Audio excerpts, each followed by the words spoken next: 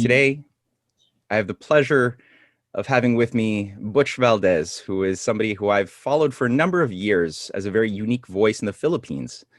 Butch has a long track record of being somebody who has consistently talked about the danger of a systemic global crisis, a breakdown, and the need for a new financial security architecture based upon certain principles of cooperation, long-term thinking that used to animate the best of our past, including here in the West as well as in the East.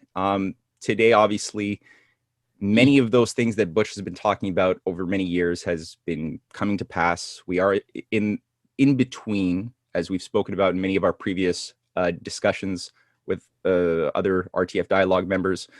We're in between two systems, and what will come online to replace the currently dying order is underdetermined. Butch is the co-founder of many groups, including the Save the Nation movement, as well as the Citizen National Guard. He has a long experience in the civil service, working all the way up to the undersecretary of education in the Philippines, and is a major commentator today. So, Butch, I usually like starting these little dialogues by having the person I'm speaking with speak a little bit autobiographically a little bit. So I was hoping you could say a little bit to our audience about how you found yourself in the position that you're in today as sort of the conscience of the Philippines. I'm not too sure whether the conscience of the Philippines is accurate, but one of the things that I suppose you feel and I feel, many of our kind get to do is the difficulty of holding back what you know and not being able to share it. And this is what I've felt ever since before. I am a certified public accountant and headed an accounting firm. What you might have in Canada as charter accountants, right? And I was in consulting, and we were a pretty big firm here. We had 800 people, and about half of them are professionals, certified accountants. Now, handling a lot of clients, one of the difficulties I had all the time was not being able to tell my clients the truth about how I perceive the economy to be going. I tended to tell them what they wanted to hear rather than what I felt. And until such time that I decided that this has to stop, and I opened up certain things without leaving the firm, of course. I was managing partner of the firm, but I opened up certain things that will at least get my market at the time where businessmen, get them to start thinking about the future rather than just talking about income and income taxes and how much they have to pay here and there. Going back.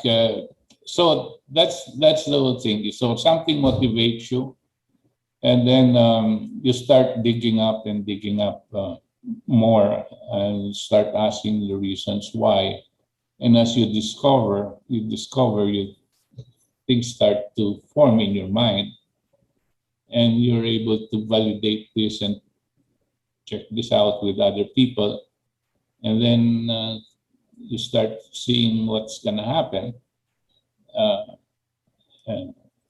And discovering what you might think will happen. I was, I think, at that time, fortunate to be introduced to the LaRouche organization, and everything in the Philippines, anything that had to do with foreign,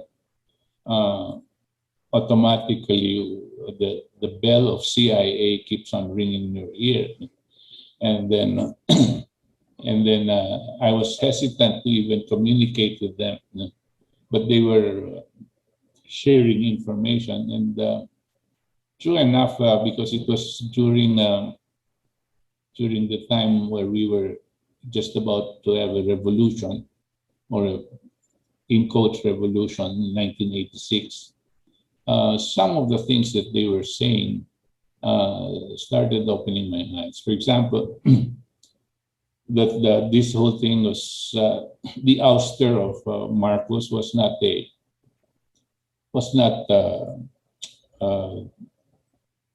integral in the Philippines. That there were interests outside the country that were wanting to get rid of the guy, no? And there were certain areas that they said were they did not want the Philippines to develop. And certain things that were being done by President Marcos then was moving towards an agro-industrial development entity for us. And I appreciated that, but I suppose the ones that had taken over had a totally different idea. So I started digging up and communicating with the people that I did, and developed a concept that this is the direction of the Philippines. And when you have these ideas, you share it, and you test it out in different symposiums and meetings and conferences, and you feel that you're on the right track. And then, of course, you read some more, like you do. We read whatever we can and put it all together. That means history, philosophy, and the rest of the other things. Then it starts to get clear in your mind. Mm-hmm. So after that, like you said, you become the conscience of the guy, because people start listening to you. And when they start listening and you were projecting forecasting how the country was going to go, you tended to be a voice in the wilderness. But nevertheless, since you already knew what you perceived to be true, you can't let go of that. So you just stick by it. Mm-hmm. And then, as you said, events as they happened started proving us right. And the credibility of the group that we had formed started increasing. And up to now, that's exactly what we're doing. And I would imagine during even the 1990s, the credibility had already really started resonating, though people maybe thought you were crazy at first, because you did end up becoming the undersecretary of education for a small period during the presidency of Estrada, who was the president from 98 to 2000, I believe, or 2001. Yeah. Well, actually, I was invited to be the undersecretary of education, principally because of my professional background, and not because of my knowledge of some amount of philosophy and history and economics. You see, in the government agency like the Department of Education, which is the largest department in the government, you needed to implement certain controls, internal controls, because there was a lot of graft and corruption, people colluding with others, and the purchases and so on and so forth. And we had to create a system. And that was my background. That was my professional training. Okay. So that's what got me into the Department of Education. But despite that, I was supposed to be in the finance area and so on, so administration. You can't keep me quiet. So every time there was a meeting on something with the type of education and so on and so forth, that I was insistent that we needed to change the curriculum, and that the curriculum that we had was not geared towards the kind of ideas that the country should be going to. Mm-hmm. The problem with that is that if your leader, if the president does not have vision, he does not have a national goal, um, the whole cabinet and all of the other agencies, of course, will just move along and do their thing. And that is the tug of war that I used to play with our Secretary of Education. That I wanted a change in curriculum, which to some extent there was, and I wanted a special class, even if it was just 40 people and a few teachers, two teachers. I wanted the curriculum in the elementary, in the initial stages, to be changed, and that science be taught in a different way. Science be taught as something that you discover rather than something that is fed to you. Because of course, we know that learning is a process of discovery rather than something that's just fed to you as something that you will memorize. So I was at that time something like an oddball in the Department of Education because I was calling all of them parrots. Parrots who were teaching other parrots. I said, anybody can memorize. Not everybody can think. We must teach the children how to think rather than to memorize. But our whole education, all the way up to college, was just a process of memorizing. Yeah, that's a major problem across the entire world right now. And it has been for a long time, this idea of getting students to pass the test, to just memorize the right formulas, the right definitions, the right answers, without actually having first gotten the student to awaken, well, what's the question? Why should I care? That's right. That's right. Yeah. Well, I'm sure you didn't make too many friends in that, being the gadfly in that position. No, I didn't make too many friends, but I made a few, a few that listened, and those people are still with me. I mean, the ones that listened, and they could see the direction that we needed to go. Yeah, as undersecretary, I was quite like a maverick. I would say things that even if the Secretary of Education was there, I would say things that the trouble with us is we don't have true leadership, and I'm referring to the president. The president must articulate what is this national goal is, where he wants the country to be so many years from now, and 10 years from now, and 20 years from now.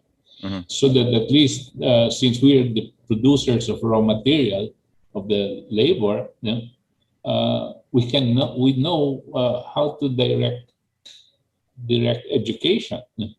Our education, I said, is not something like just teaching them how to read and good math, so that they can compete in Singapore and say that we beat Singapore in math for 1 year. And so what? I mean, and then you call yourself educated. I used to criticize this. And some directors and superintendents understood exactly what I was saying. Well, this sort of bridges us into the next question I had in my mind, because obviously when dealing with education, you're always dealing with the purpose of your society, because you're forming the next generation to go out and be the problem solvers, the mature adults, the problem solvers who will be carrying society forward, not only sustaining what was already built, but improving upon what was built and overcoming the limits to our existence by making discoveries into the laws of the universe, which require creativity. It requires sovereign thinking so that we can discover new resources that we didn't have before. So education is very important for this, but how you've just brushed upon the fact that there's sort of two schools of theory about what education should be, which is either create automatons to go out into the system and maintain the system versus create sovereign human beings who can think and make the system better for people and for the future. So today, Philippines is currently a bridge between East and West, economically as well as culturally. It's very strategic. It's very important on so many levels. So I was hoping that you could maybe say a little bit more about the two futures currently pulling the Philippines in two different directions.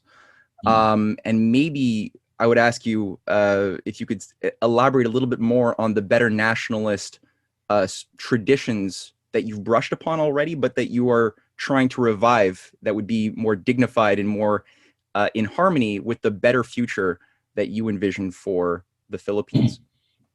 Okay, as you know, the Philippines was under Spanish rule for about almost 400 years, all the way up to about 1899 or 1900s, and wherein there was supposed to be a Spanish-American war. The president at the time in the U.S. was, I think, McKinley, but instead of actual war being fought, there was some skirmish going on. But the U.S. paid Spain $20 million, and we were given to the U.S. During that 400 years under the Spanish rule as a colony, there were many rebellions, and many people, of course, were killed and executed, and so on and so forth. Lots of them. Towards the end, there was this group of people that, towards the 1890s, groups, what we call ilustrados. They were the educated ones. The education of the Philippines then was more European based than American. So they studied in Europe. Went to Spain, or here in the Philippines, the oldest university here was Santo Tomas, by Catholics, and basically the teaching methods were European. And it's the ilustrados, those that are educated, started how to think, learning how to think, and understood what oppression was. One particular guy, his name is Jose Rizal, who was our national hero, who idolized Schiller, Friedrich Schiller, about and William Tell, and his piece on William Tell. And he used the basic concept of William Tell, and he wrote one of the classics that we have now, called El Filibusterismo. He even translated William Tell of Friedrich Schiller into our local language. And why was this? Because he was intellectual and was going against the oppression by the Spaniard, by Spain, through being the colonizers. And it got together many other people that became our national heroes. And right before the Americans came in, there was a revolt headed by another guy. His name was Andres Bonifacio. And as a matter of fact, my great-great-grandfather was part of that group that wanted to drive out the Spaniards. And then, because of the Spanish-American War, the Americans got in and started influencing our new government. And somehow the Americans were able to influence them. But the dissatisfaction of being under a foreign colonizer continued. And it continued on for some time because we were waging attacks on the American colonizers this time. America, on the other hand, instead of they knew that they could not stop this insurgency. Instead, they taught us, they changed our whole educational system and made it the American method of educating. And then one of the other things that they did was they got our students, young people, to go to the United States and come back. Mm. And so they were able to, we became a people who looked forward to being able to go to the United States. Mm-hmm. Up to now. No? Mm-hmm. That became part of our culture. Many families will always want to get their children to study in the United States, up to now. No? So, yeah, I think that was a technique innovated by the British with their Rhodes Scholarship program to give talented young people scholarships to study in Oxford and then send them back to their local nations to infiltrate to do damage. Yes, yes. So that's exactly what happened. Except for one thing, by the time right before the war, right before World War II, 1936, I think, Franklin Delano Roosevelt promised us independence because we have been harping on independence.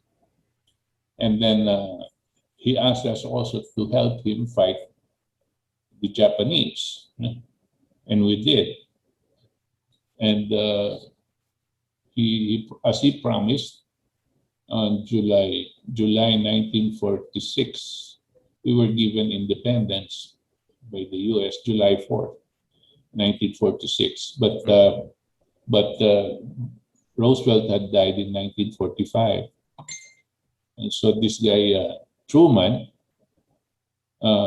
made it difficult for us to be given the independence.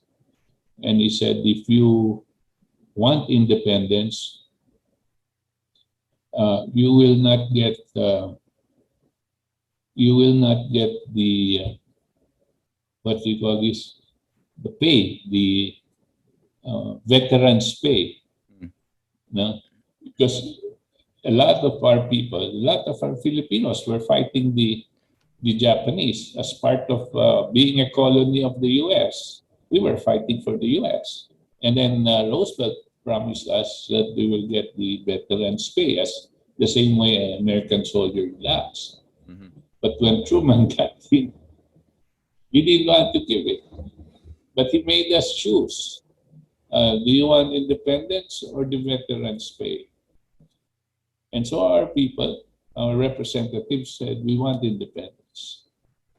So we got the independence, but we had very lot of difficulty trying to get the veterans pay, which, by the way, up to now, there are still quite a number that had not gotten it yet. No? Oh, wow. Up to now. No? So that was Truman. And he started to do certain things to us to destroy the development, the physical, economic development that we started on in infrastructure and so on and so forth. And one of the things that had happened to us in 1950s, in the 1950s, there was a person that got to the Philippines. His name was Yalmar Shah. I don't know if you've ever heard of him.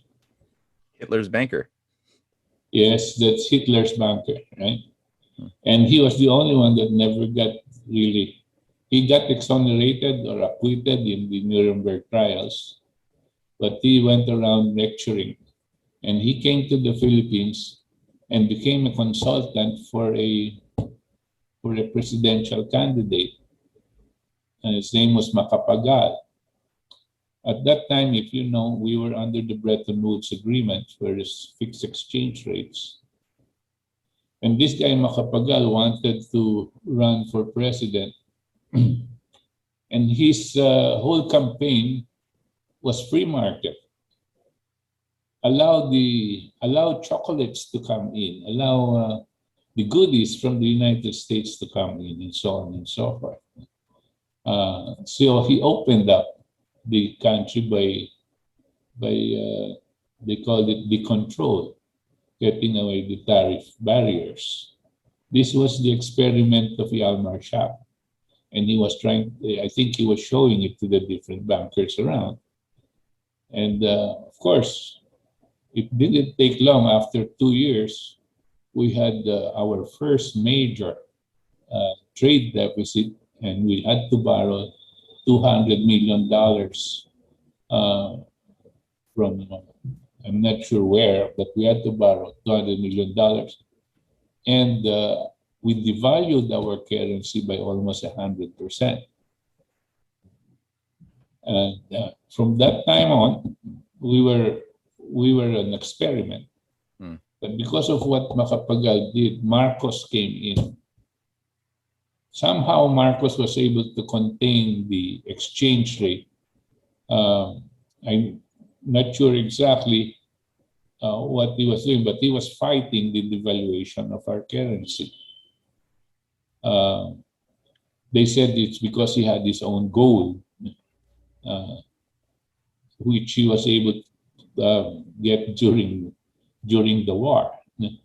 But whatever it is, it stayed more or less in $3.80 to $1. And then by the time it was 1971, Marcos had it, I think, at 4 pesos to $1. That's during Macapagal's time, that was 2 pesos to $1. So he stopped the inflation process. Somehow he stopped it.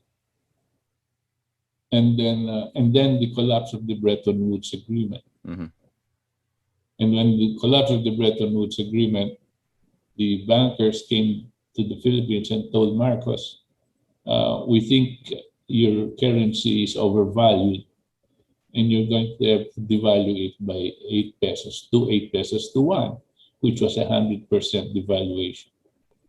And when Marcos said, no, we can't do that because the prices are going to go up and the people will blame me. And the bankers said, all right, we will impose sanctions on you and you cannot import oil. We didn't have oil. I remember those times we were on ration. We rationed the gasoline because we only had about 2 months inventory. This is like 1970, 72, 73? 71, 72, 73, somewhere there. So around the same time that the oil shocks were happening in the West as well. Right. We were told other reasons, but yeah. Okay. So this was, and Marcos had to accede.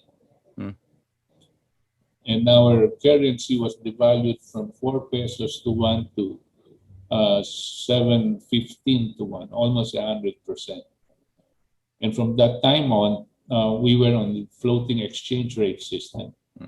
And we kept on devaluing our currency as imposed on us by IMF and the bankers. And they somehow were able to kick out Marcos, because Marcos it really seemed like Marcos had his own source of generating funds. But definitely, I'm sure that it was not coming from the national coffers. But somehow we were free of debt, free of foreign debt. And I didn't know how. No, but then we were pushed, and until they didn't want the nuclear power plant to start. They didn't want us to have an energy development program, and so on and so forth, which we had during Marcos. We had an 11-point industrialization program, which was the vision of President Marcos at that time. And they didn't want this. So the campaign against Marcos started, and George Shultz and everybody started to get into the picture. And by 1986, he was out. Now, all of these times, we understood that there was always a foreign influence on us. Never did they leave us. During the time of Macapagal, it was what's his name, Garcia before Macapagal. We always the station chief of the CIA was here. I saw a picture that before of the President Magsaysay in 1953. The President Magsaysay was sitting on his presidential desk, and sitting on the visitor's chair was the CIA station chief, Lansdale, I think his name was. Lansdale. And Lansdale had the tobacco and smoking a cigar, and his 2 feet were on top of the desk of our president. You know, they didn't see much of it, but I was only a student then, but I was appalled by what I was seeing. And so on and so forth. So, and people really did like the situation, but we couldn't get out of the rut that we got into. Until now, of course. Yeah. So the passion against foreign intervention is always there. But before it was CIA and up to now, but eventually we found out that it was really a group, including especially the foreign creditors. And of course, the George Soroses get into this play, and IMF and so on. And so Lord Malloch Brown. Lord Malloch Brown and all that. Well, see, I so many people believe to this very day that it was a great thing for the Philippines that Marcos was taken down by the great People's Power movement, and it's a big mythology, which it's a very strong belief. And what you've just said is that no, actually, it's a fallacy, that Marcos was not this evil Hitlerite dictator that we've been told, but actually resisted these international financiers in the defense of the interests of the Philippines and their people, and actually had you touched upon not only did he resist the economic manipulation, but he also tried very hard to unleash economic development, industrial development, and you mentioned the power plant. I was also surprised that the power plant that was built in, I think, 86 or so, it was completed, was never permitted to go online after he was ousted. And to this very day, it's just collecting dust. Could you say a little bit about that? I mean, a lot of people don't know this. Could you elaborate on? Yeah, I even gave a talk in one of the IAEA seminars here, the International Atomic Energy Agency, when they had a symposium here, and they asked me to give a talk and give a little history on the nuclear power plant. The nuclear power plant is about 15 minutes away from we have a beach residence there in the area. So I'm familiar with that because I went up that thing about 5 times already. The nuclear power plant was supposed to have been started in 1984. Together with it, or at the same time as the plant in South Korea. which was a twin plant by Westinghouse. And both of them were supposed to start about the same time. I figured also that it was Marcos who might have been influential in South Korea, President Park, to put up a nuclear power plant. Because at that time, South Korea was not so well developed, and the people could not even leave the country because they were holding on to their foreign exchange and all that. I knew because I flew to South Korea a couple of times.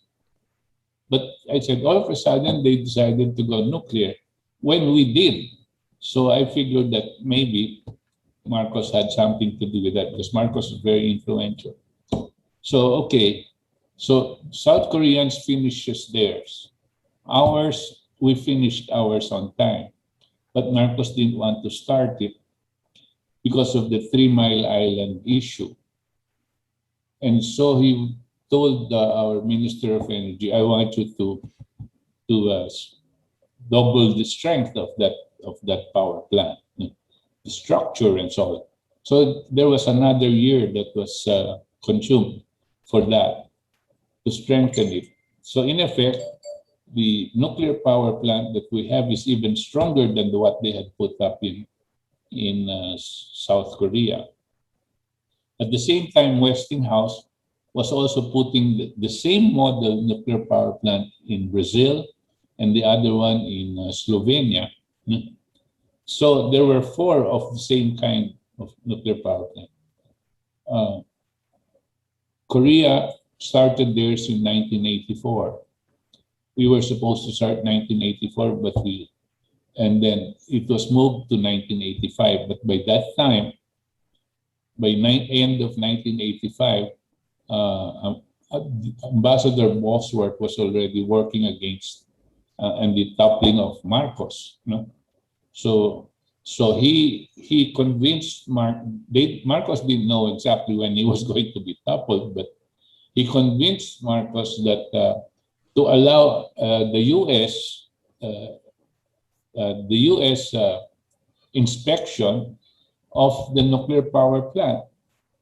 So Marcos said, okay, why don't you check it out? So, but of course they were checking it out and so on and so forth. And they said the only real problem there was not a Class A hospital within 30 kilometers from the power plant, but the Subic Naval Base, which had the Class A hospital, was only maybe about 10 minutes, 15 minutes away from the nuclear power plant. But that's not considered. So that was this beef. In the meantime, he was delaying the starting of the nuclear power plant. And so by early 1986, the People Power Rally started, and the plant has never been able to start. And they worked on Corazon Aquino to mothball it. So from that time, it doesn't operate. We spent a total Marcos spent about $2 billion putting up the plant. And we spent another $2 billion in payment to Westinghouse, which filed the case against the Philippines for rescinding the contract. They were supposed to finish it, but the Philippines said no. So they filed the case and we lost.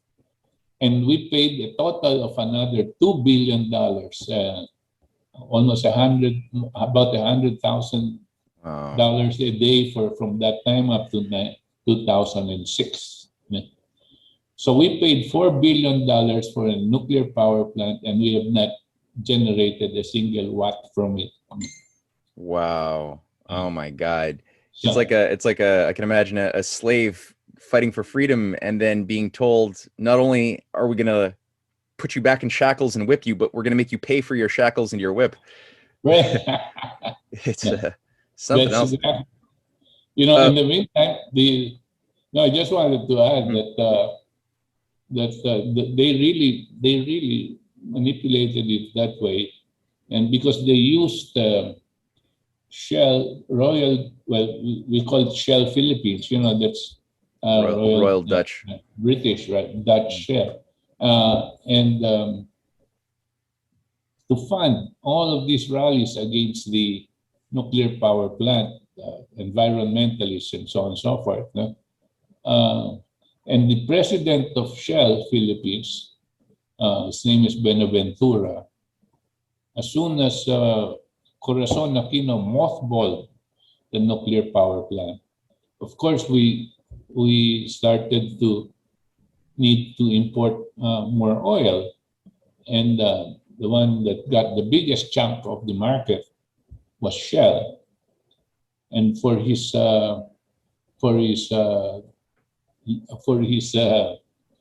service, he was granted a knighthood by the Queen of England.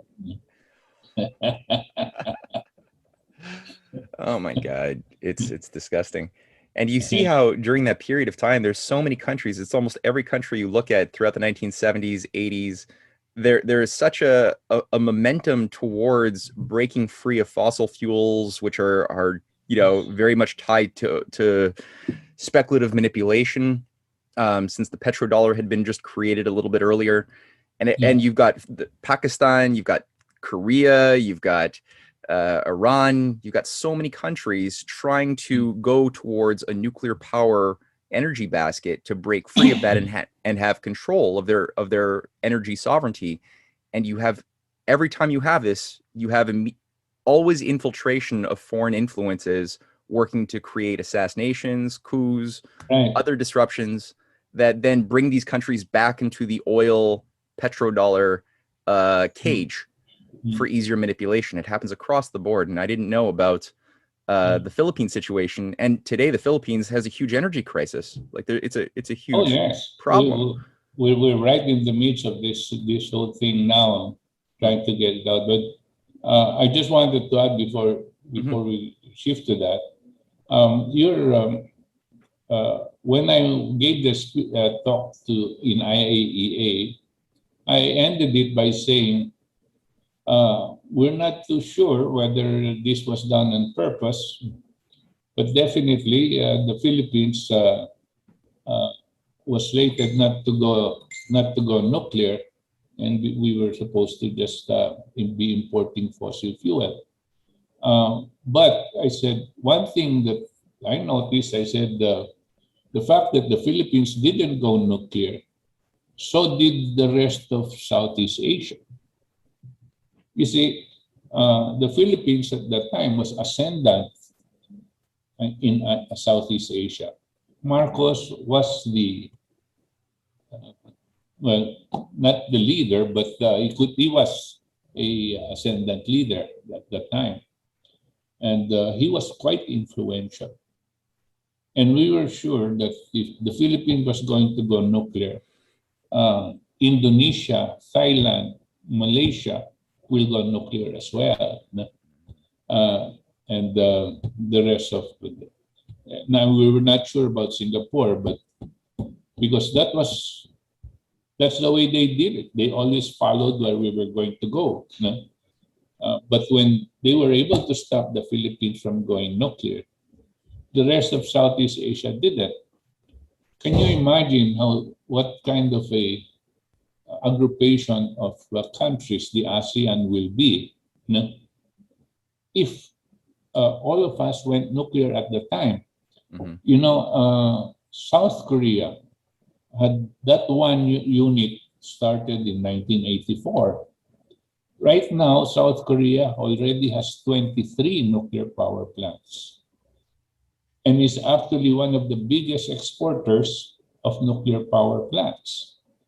They just finished 4 nuclear power plants in the United Arab Emirates. I think they're building the 2 of Jordan. And you can see the kind of development they have. And compared to the Philippines, we retrogressed rather than just not even status quo. We even retrogressed. this is the way they hit the Philippines. And of course, the quality of leadership that we had after that, with Cory Aquino and so on and so forth, up to now, we have presidents, but we don't have leaders. Mm-hmm. I remember right after the People Power Revolution of Corazon Aquino, and I was watching live television because she was going to address the U.S. Congress. So she was a special guest, and she was marching in. Right behind her was George Shultz, and he had in his lapel pocket a little corridor, as if though telling everybody that I've got this woman in my pocket. Wow. The ego of it all, eh? Yeah, Uh, that's well, that's yeah. mm-hmm. Go ahead. Well, this brings up the next question now, like seeing the potential that was lost today. The Philippines, obviously, you know, it's a member of ASEAN. It was a participant in the recent regional cooperation economic partnership of 15 nations. It's one of the biggest, if not the biggest, trade deal in history with China.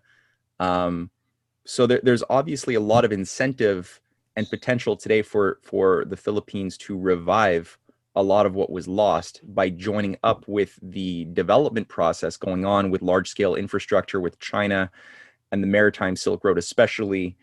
However, a lot of people still say, well, if you do that, you're going to be in a Chinese debt trap. That's what they say. They say, don't do it. Stay away. Stay with the Americans. Be better to be with the devil, you know, they say.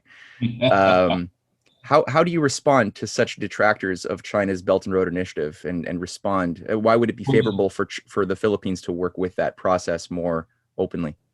Well, first of all, those people are saying that we are going to get into a debt trap are ignorant because we already are in a debt trap. We have been in a debt trap for the past how many decades now?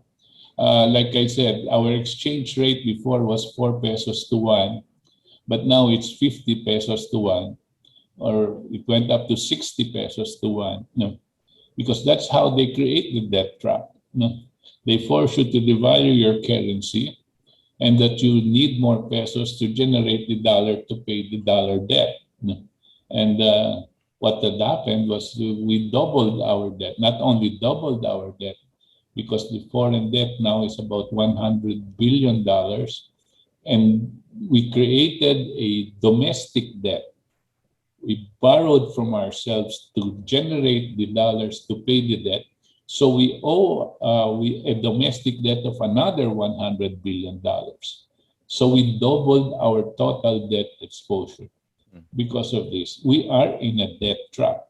The kind of debt servicing that is required for this is far beyond what our country is capable of producing now, especially now, because we have been converted from what would have been a productive economy to a service economy.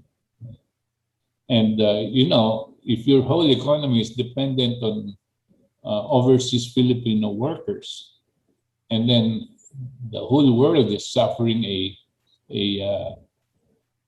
meltdown, a financial meltdown, the tendency of these Filipino workers will be to come back, or their income also goes down.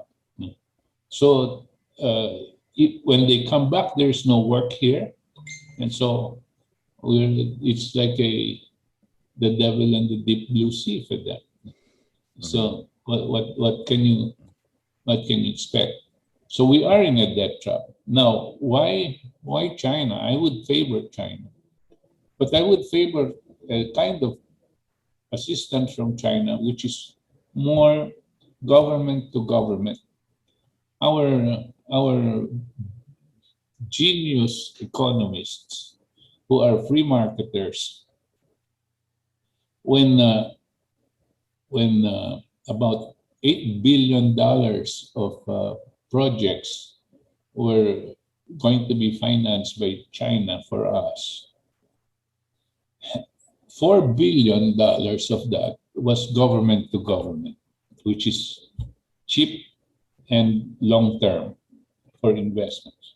The others were, I don't know what, they decided to make it commercial loans, which was expensive and short term. Every 3 years you have to renew. Why? Because these commercial loans they gave favor to some of the what we call local oligarchs here, and to go into these kinds of businesses so that well, what happens there is those commercial loans, the $4 billion, required a guarantee by the government. So the $4 billion needed another $4 billion hypothecated so that their loans can be given to some private sector people here. And whereas the government to government loans did not need any kind of guarantee except that arrangement. And that we could have we get about 20, 30 years to pay for the government to government loans. And we get 3 years renewable for another 3 years, maybe up to 9, 10 years for the commercial loans, paying 3 times the interest. Now, why is it like that? One is our president is dumb, no? And secondly, these economists that he has are the same economists that were working with the previous administrations, and they're basically free marketers, and conceptually they want a private sector-led growth. A private sector-led growth without the situation, what we have now is not going to work out. We have to get the government to establish investments in infrastructure like energy, water, and so on and so forth. But what they were doing is getting the private sector to go into those infrastructure. Then it kills the people. That's exactly what's happening now. Sorry, do you have? I was just gonna add because now you mentioned about did you mention BRI and the Maritime Silk Road?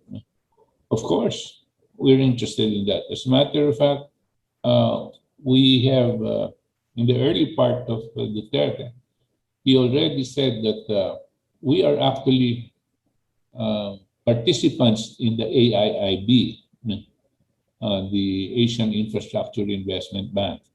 And we put up, I think, 50% of what is being required because that's all you can afford. Because we believe in the BRI. And of course, we also believe it's the Maritime Silk Road that we would be more involved in because of the nature of our archipelago.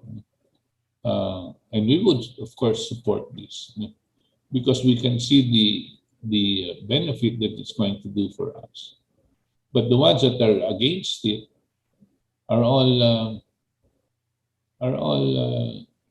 the British and the American influenced people here. They talk about the debt trap. They talk about. I said these guys are really being paid well by the CIA. Exactly. So we're in that fix now. Okay. On that note, a lot of people had a lot of hope when the build initiative was announced by Duterte a few years back. And certainly on the surface, it looks like it's the right spirit, the right idea that the Philippines had not seen a lot of for a very long time. This idea of large-scale, big projects to really build your way out of crises. However, it hasn't really quite unfolded the way many had hoped up until now.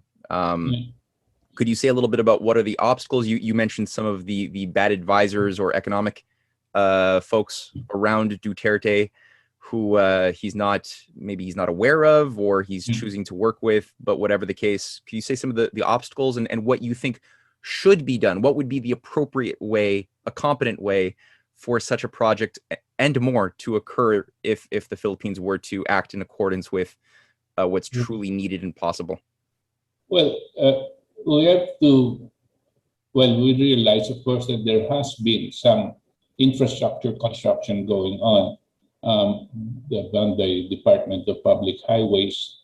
These are the roads and the bridges. No, they have probably surpassed two administrations' construction work of new roads and bridges connecting different areas, even connecting islands. But that is where our infrastructure building begins and ends. We have one subway that is being built now, but that's financed by Japan. That there's going to go only one way first from the southern Manila to the northern part of Manila. That's all it will cross. But now, my beef about the infrastructure projects is they don't have anything on energy. They don't have anything on water. And that's exactly what we needed more than the roads and the bridges. We had a nuclear power plant that can be restarted with less than $1 billion investment. But they didn't push it. Why? Because the private sector, what we call the oligarchs here, are in control of public utilities, including energy, water. Now, if the government starts the nuclear power plant, the tendency is to bring down the prices, and the private sector will be affected if we bring it down. So the private sector is being favored by not going energy. Anything that has to do with government going into energy and water projects was not done. And that's exactly what should have been done. We have several dams that generate electricity. But instead of the government holding on to it, they started to sell it. So it's owned by private individuals now. That's why our energy cost is probably one of the highest in the world now. And where the income, let's say even in Canada, the income in Canada is probably 30 times more than the income of our ordinary people here. And yet we're paying among the highest energy costs here. You know who was complaining? I was talking to a Japanese businessman.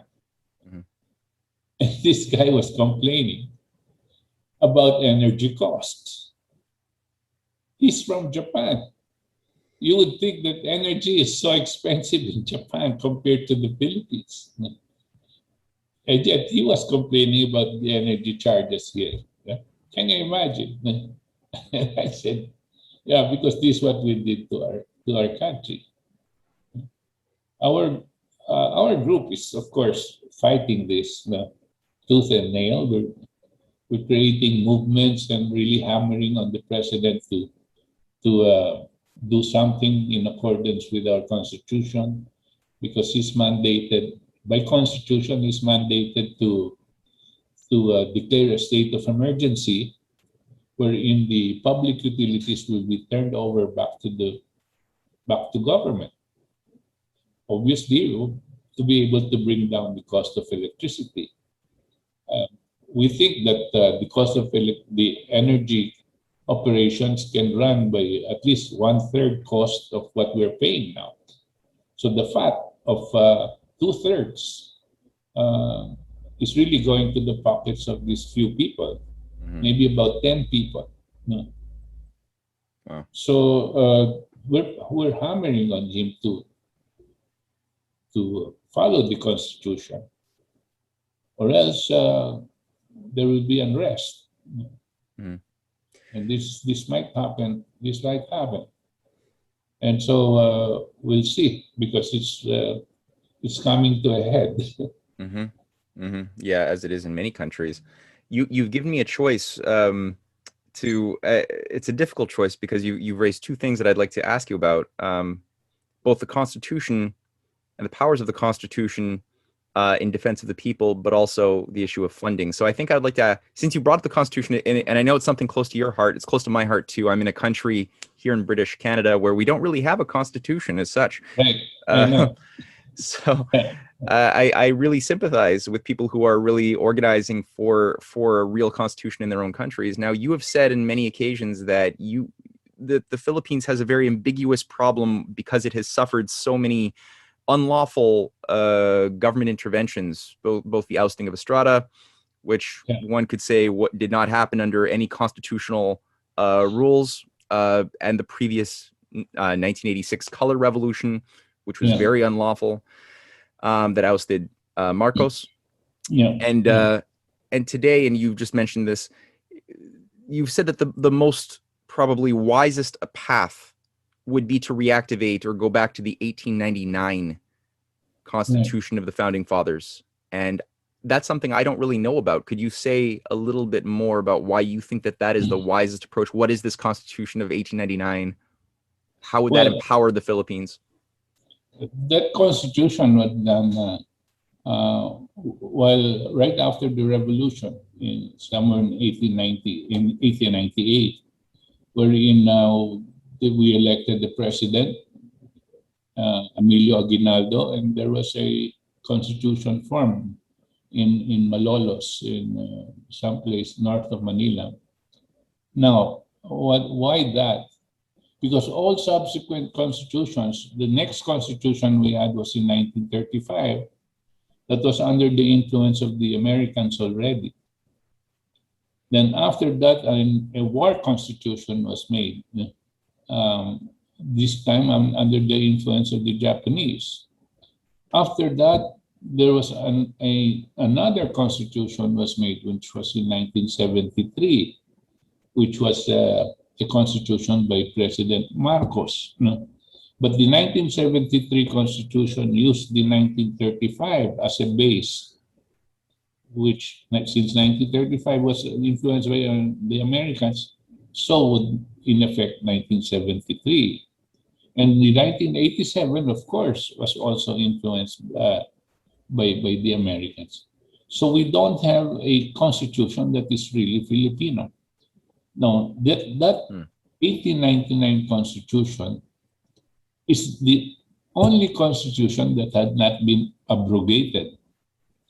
The 1935 was abrogated by the 1940s, and then 1940 was abrogated again by 1973, and the 1973 was abrogated by 1987. But the 1899 was not officially abrogated. So there are people that are saying we should all go back to 1899 and start from there and modify it for our present needs, and can claim that this constitution is indeed Filipino. There are certain things there that are of course changing, but there's just the idea of bringing it back to 1899 gives us that nationalist flavor of what we're trying to do. Although this was in 1899, those heroes of ours were influenced by revolutions that happened before, like 100 years before. what was that? There were two revolutions that were very significant at that time. One was in 1776, and the other was in 1789, I think. Oh no, yeah, The French Revolution was French Revolution. 1789. Yeah, Yeah. yeah. So, so the revolution, the idea of making change was there. So, and I feel that there was more in the thinking of our people had more the flavor of the American Revolution than the French Revolution, because they were because Friedrich Schiller was and Friedrich Schiller had something to do with Leibniz and so on and so forth with the American Revolution. But at any rate, that is basically the reason. It's just the feeling of being able to do something that was really Filipino. And then we will come up with a modified constitution from there, and work it out that way. Because all the rest we had to throw out. And nobody respected our constitution. This constitution, nobody respects it. None of the previous administrations respected it. They were kept on violating it left and right. And they had Supreme Court justices who were for sale. They just negated everything that is there in our Constitution. You know, in the US, we have what you call visiting forces agreement, wherein they're supposed to be allowed to fly our territory. And visiting forces means they can stay here for 2 weeks or something like that. But they stay here permanently. The MDT, the Mutual Defense Treaty, which was 1950s, and now it's time for renewal again. But there is no Mutual Defense Treaty. There is no commitment for us to be defended by the Americans. But there is a commitment for us to defend the Americans if they get to war here. And then there is now the EDCA. The EDCA is the most onerous. The Enhanced Defense Cooperation Agreement. Americans now are able, by the EDCA agreement, can put up a military installation inside the Philippine military camps. And this military installation inside the military camps are off limits to Filipinos. Wow. Oh, wow. Not even our president can go inside there without permission. We don't even know what is inside there. They were able to do this for 5 military camps already. Until Duterte said that's enough. They were supposed to put it in 8. I suspect, of course, that these installations are nuclear launching pads. That is incredibly dangerous. The possibility that could be the case has huge ramifications, considering the fact that we know that the U.S. military has been encroaching and encircling upon China as part of a full spectrum dominance strategy now for a number of years. So if that is true, I mean, that is something which would put a giant target on the Philippines as a whole. And also, I mean, how do you even... There's no way to verify? This is something that's completely secretive? Yes. Wow. Well, I've been asking some generals, do you know what's inside? No, it's off limits. No. I've asked our Secretary of Defense directly, what is inside there? Have you seen it? He didn't answer. No. I figured he didn't see it either. No. And then, But you see, the Philippines, the territorial waters of the Philippines, the American warships have free access to them. The American warships have free access to our ports and our airports. This is a commitment given by the previous administration and supported by the Supreme Court as constitutional. Right? That's what I mean by our Supreme Court. This, so we've got that kind of a situation. Mm-hmm. On the West Philippine Sea, I don't know if you want to dwell on it, but we have a proposal. Our party has a proposal. Of course, we have a party. No? We have a political party. We didn't talk about that in your interview. I know about that, but say something about your party and about its initiatives. I think that would be a nice way to close out the this discussion. But certainly, please do. Yeah, okay. Well, we organized a political party. The party I organized it as early as 2003, just in case we were going to need it at some point. But we didn't until 2018, wherein we used it to run for the Senate in 2019. But then, actually, not with expectation of winning, but to see whether our people were susceptible or to ideas rather than the money, because everything here is bought. And we were pleasantly surprised that there were quite a number of people that were listening to the ideas that we'd come up with. So we were, I said, we were a party of ideas and not personalities. And that is the kind of slogan that we used to say. And then we had a program.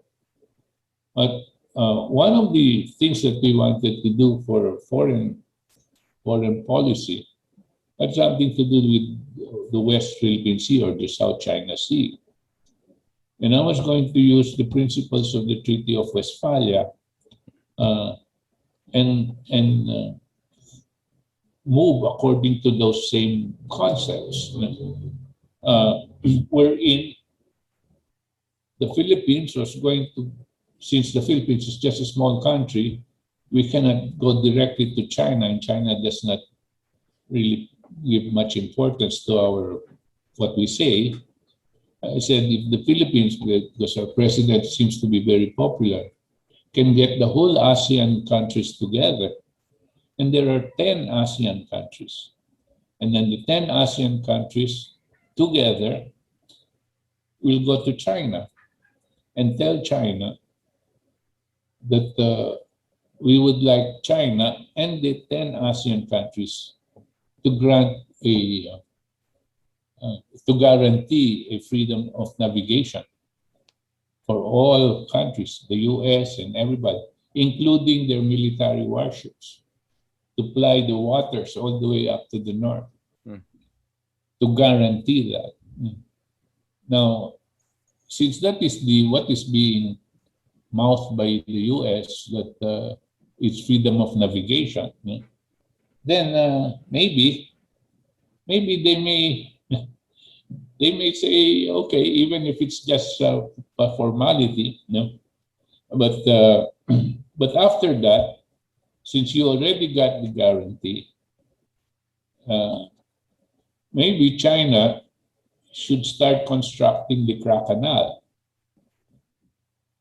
The Crack Canal, as you know, is in the isthmus of Thailand, and that will open up another way to go in and out of the China Sea from the Indian Ocean, so that it's not just the Malacca Straits, which is really the area that is very sensitive. If there are two ways, then it becomes redundant, and there might not be too much of a conflict. And since there is a freedom of navigation, it will push it.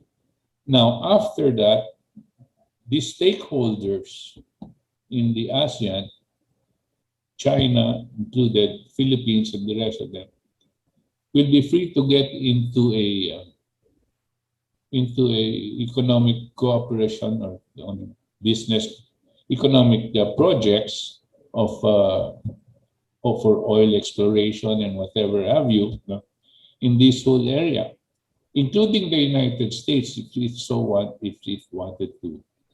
Why? Because the principle is, do not use this area as territorial boundaries. You must use this whole area of China Sea and the Malacca Straits as economic corridors, no, that will allow us some mutual benefit for the future without sacrificing our official claims of economic zones. I thought that it might, since it's not being suggested by anybody, it's a shot, it's a long shot, but at least it's different. And I think, and since it is historically based, the Treaty of Westphalia, the same concept, proposing to the benefit of the other. So it might open some discussions, no? And we might be successful in getting the ASEAN countries, who themselves are very nervous about the coming war between China and the US in the area, might listen to this. But nobody from our government is familiar with this, and no one is going to talk about it except us. Well, yeah, and I mean that is such an important lesson for people, because even now, those who are savvy in affairs of political economy, they think of the Peace of Westphalia as being nothing more than just a treaty that settled that created the basis of international law, premised around the idea of just ignoring your neighbor, respecting your neighbor's right to be left alone. And it's indicative of the fact that they're not actually reading the treaty itself, which That's very right. clearly says right in the preamble that this only works if every nation is working with a spirit of brotherly love and the benefit of the other, of its neighbor. Otherwise, there's no meaning. Yeah. So to revive that, and also to, do you have any thoughts about the synergy between that and the five principles of peaceful coexistence, which seems to me like it was something in 1955 that tried to revive that spirit? Yeah. But even that Treaty of Peaceful Coexistence and the Treaty of Westphalia, those agreements would not really prosper too long, or would not really mean anything unless there was economic benefit to the people. Right. And in the Treaty of Westphalia, there was. This guy, what's his name? Colbert? Jean-Baptiste Colbert. When he said that the River Rhine and the tributaries must be free from toll, and that allowed the freedom of navigation, right? And then you only pay the tariff if you're going to go into somebody's real territory and you sell your goods there. So there was economic benefit. Yes. And as a matter of fact, that whole thing, as it spread towards the rest of Europe, that was one of the major instances where Europe became Europe. Because prior to that, there was no such thing as Europe. They were all separate countries, right? But when they started thinking along those lines, so that there was common benefit, the idea of Europe, I suppose, started with that kind of cooperation. Absolutely. So there has to be economic benefit to the people. That's why even in this thing that we're saying, for the China Sea, it's not territory, it's not sovereignty and patriotism and all of that sort of thing. You don't lose any of those principles by working together with others. Absolutely. And that is, again, the idea. Many people say, oh, you can't build a big project, a big water project like Transaqua in Africa, because it involves so many countries that have so much hostility against each other. They would never come to the table at the same time. And it's like, well, if you're gonna wait for them to all be friends before you start building anything, you're gonna wait forever. It's not gonna happen. You have to start the process, and then in doing so, and you realize that we're all reaping the fruits, benefiting from this project. Oh, and then the spirit can begin to heal from all of its past prejudices and everything else. So it's wonderful that you're putting the Craw Canal and these big projects right on the table with this principle in mind. It's very, very important. If people want to know more about your work, about the political party, your initiatives, can you say something about what websites they can go to, how they can get in touch, get involved if they're in the Philippines listening to this? Well, we've got the website, and we also we are in Facebook and YouTube, and they can always look us up there. But and we're always going to be available for anybody outside the Philippines to contact us through the website. We're on. We have a program, and if they follow the KDP. KDP is the Katipunan Demokratikong Pilipino. It's like it's in Filipino, but it's like a Democratic Party of the Philippines. It's we have television shows, programs, but not most of them talk shows.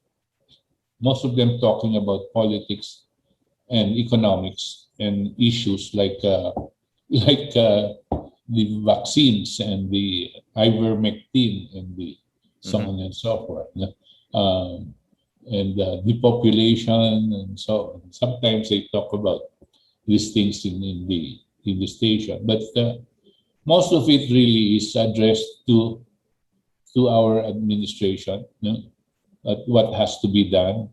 We are not directly against the president, but we are calling on him to do his duty, to follow the Constitution. And if he doesn't follow it, he may regret it very soon.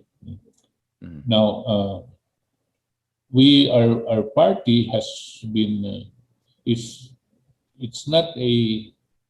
it's different in the sense that we really stick to our principles and what we say.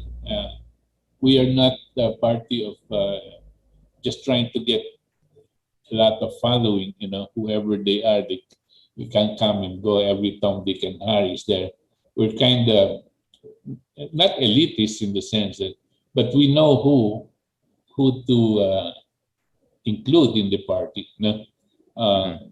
Generally, you will see them by their ideas and how much they want to change the country.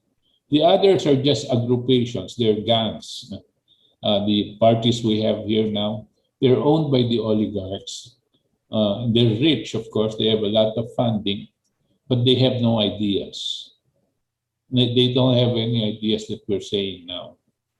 They can't even say that. They can't even go and criticize the fact that we're paying the highest electricity rates in the world. Why? Because the oligarchs will get mad at them because they're owned by the oligarchs. So it's a niche that we've been able to do. And I think very soon, if we ever reach election time next year, well, before the end of this year, I think people will realize that we are a party to contend with. And we will have a very popular support. Well, I think in a time of crisis, when it becomes impossible to ignore the fires that have been sort of burning, but at enough of a distance that one could keep their eyes closed and still believe that there will be stability tomorrow. At a time of crisis, those fires can't be ignored anymore, and it starts to hurt. And I think at those points, people start paying more attention to those who they were ignoring. The Cassandras, the prophets who were being ignored for much of human history, and they're all of a sudden looking for water. and the prophets are the only person saying, "Look, I've been telling you, the water's right here." Right.